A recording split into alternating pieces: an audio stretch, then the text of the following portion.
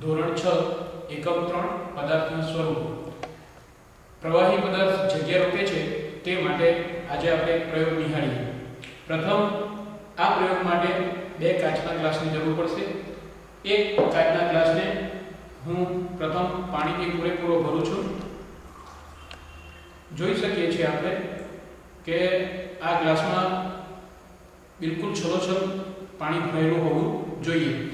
હવે અત્યારે આ ગ્લાસ પાણીથી છલોછલ ભરેલો છે. હવે એમાં વધારેનું પાણી ઉમેરતા શું થાય છે તેનું આપણે સૌ અવલોકન કરીએ. જેવું હું એમાં વધારેનું પાણી ઉમેરું છું કે પાણી ગ્લાસની બહાર ઢળી જાય છે. એના ઉપરથી સાબિત થાય છે કે પ્રવાહી પદાર્થ જગ્યા રોકે છે.